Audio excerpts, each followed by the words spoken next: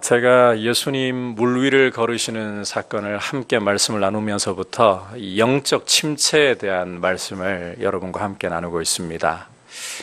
이 영적 침체라는 게 그리스도인에게서 상당히 중요하고 아주 중요하게 다루어야만 할 그런 과제입니다. 이 영적 침체라는 것을 그냥 방치하고 내버려 둘 경우에 성도의 영혼에 굉장한 이 참 치명타를 입게 됩니다. 그래서 기쁨을 잃어버리게 돼요. 여러분, 교회가 가지고 있는 가장 중요한 특징 중에 하나가 기쁨입니다. 환경과 상황을 초월하는 하늘로부터 오는 기쁨. 이 영혼의 기쁨이 교회의 특징이고, 이런 기쁨이 충만할 때에 여러분, 교회는 세상을 향하여서 예수 그리스도께서 함께 계심을 보여줄 수 있는 아주 중요한 힘을 가지게 되는 것입니다. 오늘 우리 한국교회의 형편을 보시면 기쁨이라는, 이 말로 형용할 수 없는 기쁨이라는 이런 단어 떠오르십니까? 아마 그렇지 않을 거예요. 그런데 예수 그리스도를 믿는 성도에게는 아주 중요하게 나타나야 할 특징이 이 말로 형용할 수 없는 기쁨. 환난이 와도, 고통이 삶을 뒤덮어서 정말 눈물 속에 거할지라도 그 눈물을 딛고 올라서는 이런 기쁨이 있어야 되는 거예요.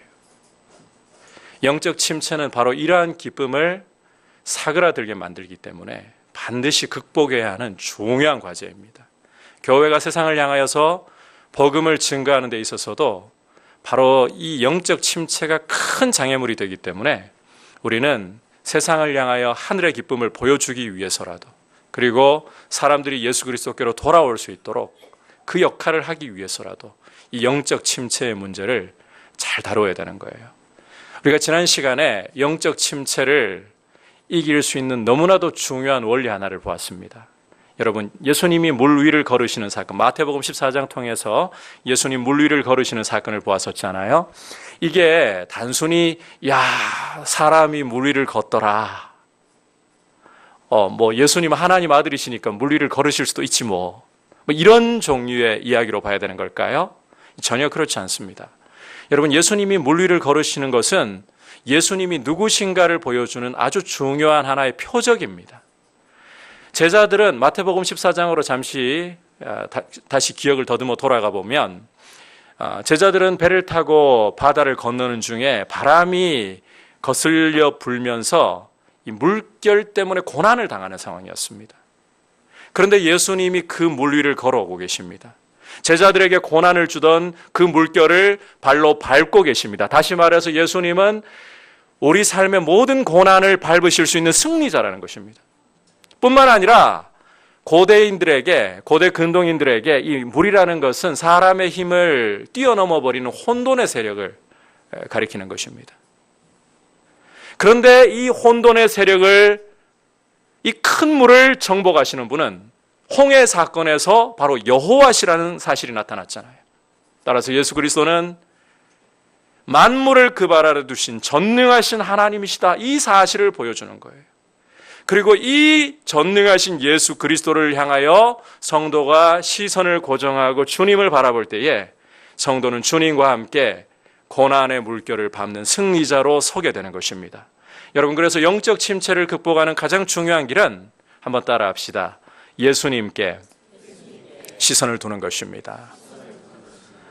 베드로를 기억하십시오. 베드로가 예수님을 바라볼 때에는 주여 주시거든 나를 오라 하소서. 그리고 주님이 오라 하실 때 물결을 밟으면서 나아갈 수 있었습니다.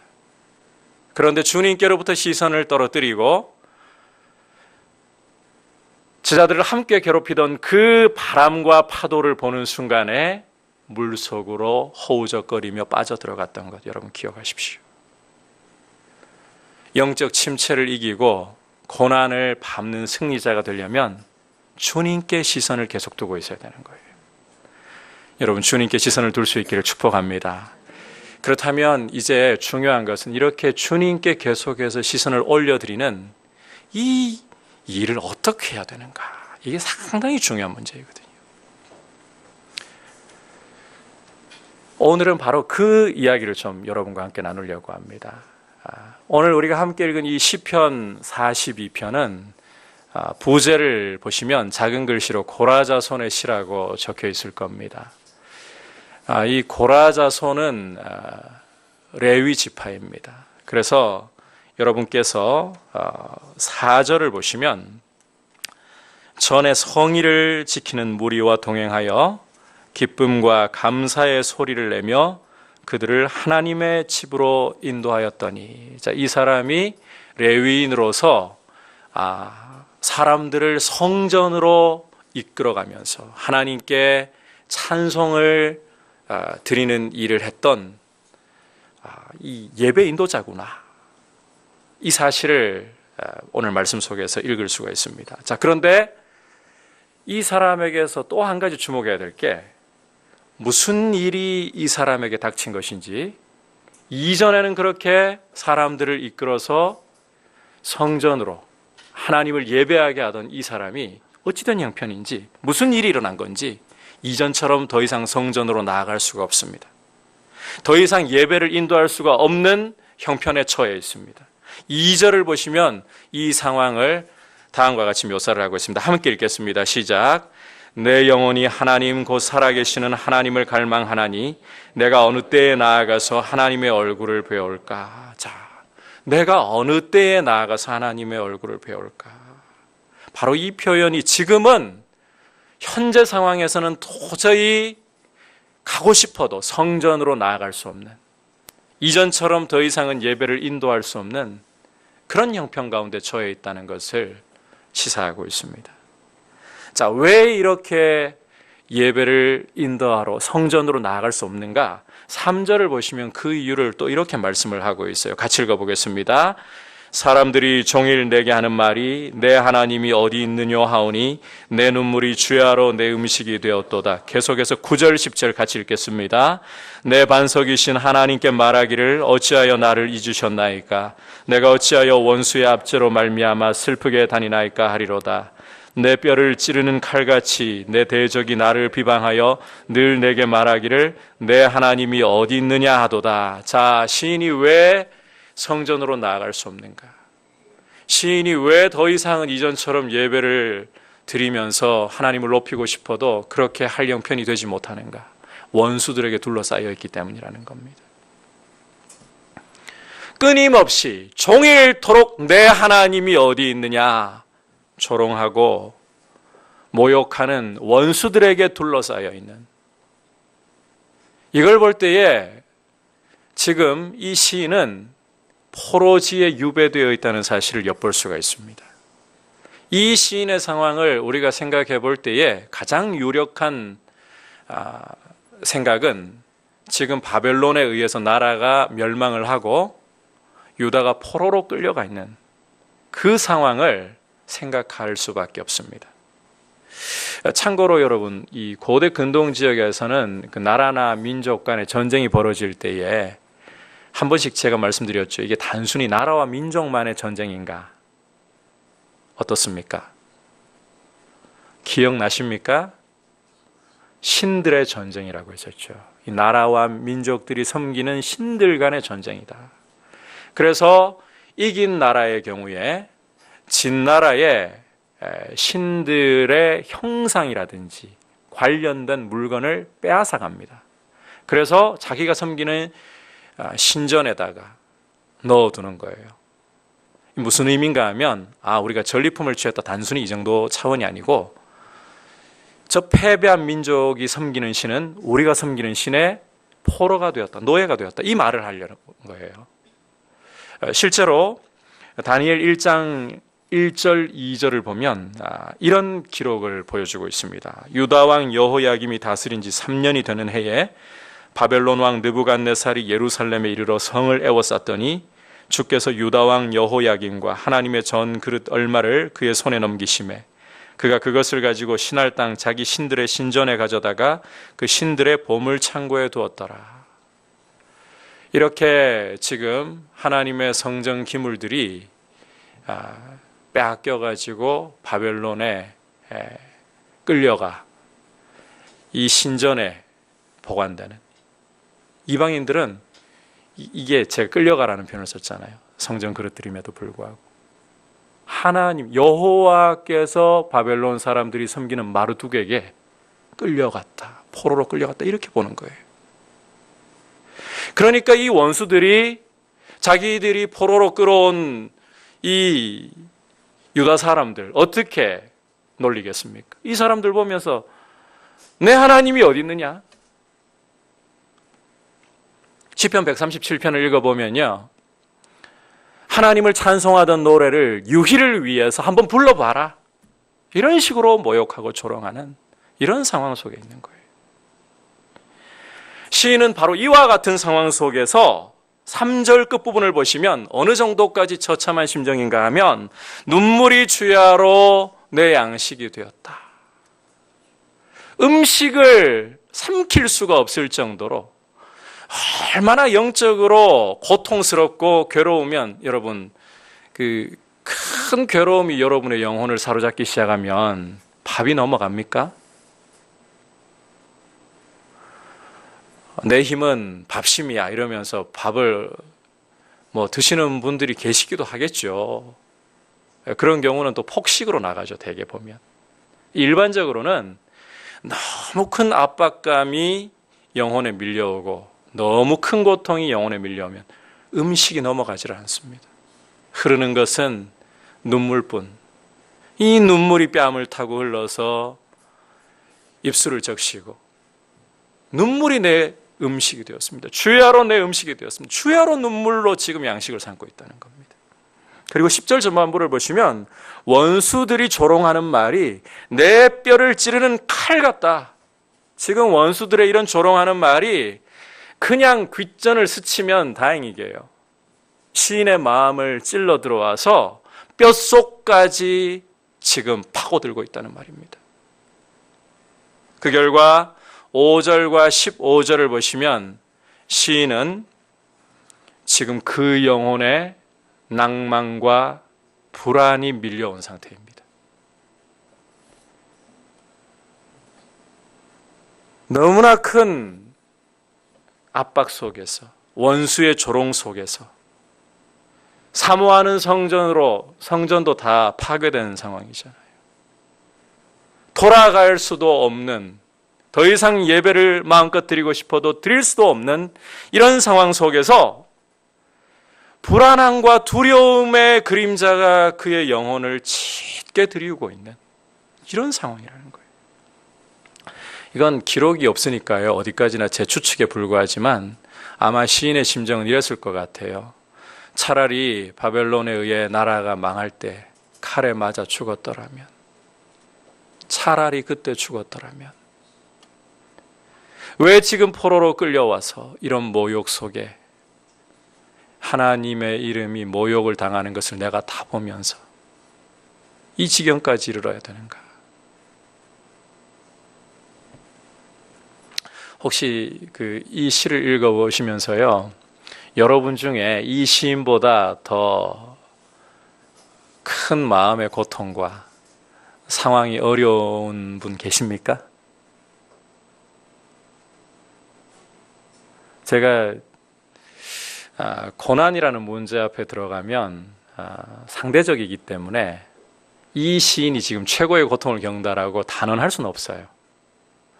하지만 객관적으로 우리가 한번 좀 이 시인의 상황을 우리와 비교를 해본다면, 혹시 우리 중에 이 시인보다 더 심한 고통, 이 시인보다 더 심한 압박을 겪는 분 혹시 이 자리에 계실까요? 잘 듣고 계시는 줄은 알겠는데 대답을 해주셔야 제가 진도를 좀 나갈 것 같아요. 어떻습니까? 나는 더한데 속으로 그런 분 계세요? 제가 봤을 때는 그 정도는 아닐 것 같아요. 그렇다면 여러분, 이 시인이 이런 깊은 침체 속에서 영혼의 두려움과 불안이 밀려오는 이 깊은 침체 속에서 이것을 딛고 일어난다면 이 원리는 우리에게 분명히 힘이 되고 영적 침체를 딛는 분명히 발판이 될 줄로 저는 믿습니다. 그렇다면 이 시인은 이제 어떻게 이런 영적 침체를 딛고 올라서서 승리자의 길로 나아가려고 하는가? 자, 5절 11절 이어서 두 절의 말씀 함께 보도록 하겠습니다. 시작. 내 영혼아 내가 어찌하여 낙심하며 어찌하여 내 속에서 불안해하는가? 너는 하나님께 소망을 두라. 그가 나타나 도우심으로 말미암아 내가 여전히 찬송하리로다. 11절 내 영혼아 내가 어찌하여 낙심하며 어찌하여 내 속에서 불안해하는가? 너는 하나님께 소망을 두라. 나타나 도우심으로 말미암아 내 하나님을 여전히 찬송하리로다. 자, 여기에서요 우리가 굉장히 중요한 시인의 행동을 봐야 돼요. 시인이 지금 자기 영혼에게 말을 하고 있는 거 보이십니까? 이게 진짜 중요한 문제입니다. 여러분, 지금 시인의 영혼이 두려움과 불안의 그림자에 덮여서 침체 속으로 깊이 빠져들려고 할 때에 이 시인은 지금 자기 영혼을 향해 말을 하고 있습니다. 자기 영혼을 내버려 두지 않고 말도 그냥 편안한 일상 대화하듯이 하는 것이 아니라 영혼을 향하여 꾸짖고 있습니다. 책망을 하고 있습니다. 내 영혼아, 내가 어찌하여 낙심하며 어찌하여 내 속에서 불안해하는가? 꾸짖고 있어요. 영혼을 흔들어버리고 있어요. 뿐만 아니라 그는 너는 내 하나님을 바라보아라. 명령을 내리기 시작하고 있습니다. 자신의 영혼에게 하나님을 향하여 눈을 들라고 명령을 내리고 있습니다. 그리고 이어서는 영혼을 격려하기 시작합니다. 그러할 때에 하나님이 나타나 도우심으로 너는 찬송하게 될 것이다. 여러분, 이 원리가 굉장히 중요합니다. 우리가 영적 침체라는 문제를 해결하기 위해서는 영혼을 관리할 줄 알아야 돼요. 여러분, 우리 영혼은 그냥 내버려 두는 그런 상태로 있어서는 안 됩니다. 우리가 신앙생활을 하면서 참 실수를 잘하는 문제가요, 우리 영혼이 그냥 알아서 흘러가도록 제 갈 길 가도록 내버려 두는 경우가 너무 많다는 거예요. 여러분, 우리 영혼은 잘 속고 길을 잘 잃어버려요. 우리 영혼은 가만히 두면, 자, 여러분 마음에 아무런 조치도 취하지 않은 채 가만히 두고 있으면 어떤 일들이 벌어집니까? 생각이 쑥쑥 들어오지 않습니까? 그 생각과 함께 감정이 움직이게 되는 거죠. 예를 들어 가지고요, 늘 제가 한 번씩 하는 이야기입니다만은, 예배 드리러 왔는데 생각하려고 하지 않았어요. 그냥 가만히 있는데 가만히 내버려 두니까 내 영혼이 집에 가스레인지 끄고 왔나, 이거부터 떠오르기 시작하잖아요. 그러면서 찬양을 드려야 되는데 이 집에 혹시 불 안 꺼가지고 불 나면 어떻게 하지? 감정이 불안해지기 시작하잖아요. 우리 이장로님 회사 마치고 일을 마치시고 오셨는데 갑자기 휴대폰을 빠뜨리고 오신 게 생각이 나요. 이게 생각을 하려고 하지도 않았는데 갑자기 생각이 쑥 들어와요. 그러면 장로님 솔직히 어떤 마음 드십니까? 찬양해야 될 때. 이거 마음을 가만히 내버려 두면 자동으로 휴대폰으로 마음이 향하지 않습니까? 생각이 그렇게 계속 그쪽으로 사로잡히게 되고, 거기에 잃어버리면 어떻게 하나, 누가 가져가 버리면 어떻게 하나, 불안한 감정이 따라오기 시작하는 거예요. 여러분, 우리 마음이라는 것은 가만히 내버려 두면 이 주변의 소리들과 세상의 소리들에 의해, 그리고 가장 결정적으로 마귀가 우리 마음에 심어주는 거짓된 소리에 의해 영향을 받기 시작하는 거예요. 여러분, 우리 속 사람에게요, 이 들려오는 소리를 조심하셔야 돼요. 좀 쉽게 이야기하자면 생각을 여러분이 조심하셔야 된다는 거예요. 우리가 로마서 8장을 공부하면서 전에 이 문제 다뤄봤었죠. 우리 마음속에는 생각이 끊임없이 들어오고 있습니다. 그런데 그 들어오는 생각 중에 이 마귀가 교묘하게 우리의 생각인 것처럼 그렇게 생각들을 집어넣으면서 그 생각으로 인한 불안한 감정과 염려에 빠지게 만드는 일들을 자꾸 하고 있어요. 그래서 자꾸만 우리 영혼이 길을 잃어버리는 거예요. 그때부터 자꾸 주님께로부터 시선이 떨어지기 시작하는 거예요. 그러면서 침체에 빠져들어가기 시작해요. 제가 그냥 간단한 예를 들어드렸습니다마는 실제로 이런 일들이 많이 일어납니다. 저도 월요일 밤에 컴퓨터 앞에 앉아가지고 단순 작업을 좀 하고 있었어요. 그런데 마음속에 제가 염려가 되는 이야기를 하나 지난 월요일 날 들었던 게 있었거든요.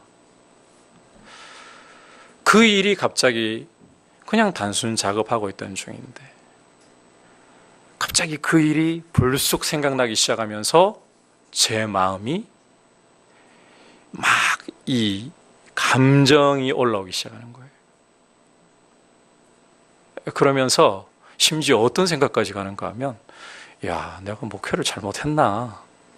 뭐 여기 저 괴롭힌 분 있거나 그런 거 아니에요. 그런 문제 아니에요. 다른 문제. 남들 들으면 뭐 별걸 가지고 다 걱정한다 할 수도 있는 그런 부분이에요. 내가 목회를 잘못했나? 심지어 생각이 어디까지로 흘러가는가 하면 이제 목회를 좀 그만둘까? 농담 아니고 이렇게까지 감정이 흘러요. 물론 그 순간에 마태복음 14장이 떠올랐습니다. 내 눈이 무엇을 보고 있나? 여러분, 이렇게 우리 마음이라는 것은 사소한 생각 하나에 의해서도 극단적인 생각까지도 흐를 수 있는, 침체에 빠져들 수 있는, 관리하지 않으면 그런 위험성을 가지고 있어요.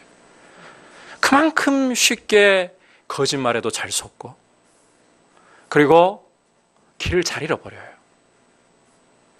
따라서 우리는 이 영혼의 문제를 잘 다뤄야 됩니다. 관리를 해줘야 되는 거예요.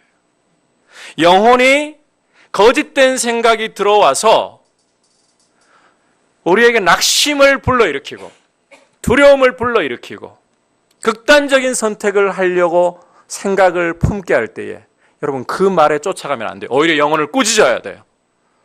내 영혼아, 너는 지금 무슨 소리를 듣고 있느냐? 여러분, 여러분의 영혼을 내버려 두지 마십시오. 여러분의 영혼을 흔드십시오. 흔들 때에 그냥 흔들면 안 돼요. 진리를 가지고 꾸짖고 흔들어야 돼요. 여러분 속에 들어오고 있는 생각이, 일어나고 있는 감정이 그것이 진리이냐? 여러분 이 질문 던져야 되는 거예요. 이것이 지금 정말 하나님께로부터 오는 생각인가? 여러분, 사탄이 여러분의 영혼을 무너뜨리려고, 영혼이 무너지면요 우리 삶은 피폐해져요. 육체적인 힘도 빠져요. 삶을 살아갈 기쁨이 사라져가는 거예요. 그렇기 때문에 사탄은 자꾸 거짓말로 영혼을 흔들려고 하고 아주 작은 문제 가지고도 아주 크게 보이게 하고 낙심에 빠지게 만듭니다. 그럴 때 여러분의 영혼이 그 소리에 그냥 끌려가도록, 그러한 생각에 끌려가도록 내버려두지 말고 내 영혼아, 너는 어떻게 해서 그런 말을 듣느냐? 오히려 꾸짖어 주십시오. 흔들어 주셔야 되는 거예요. 그리고 예수 그리스도를 바라보라. 명령하십시오. 내버려두지 마십시오. 그리고 격려를 해주셔야 돼요. 주님의 말씀 가지고 격려를 해주셔야 돼요.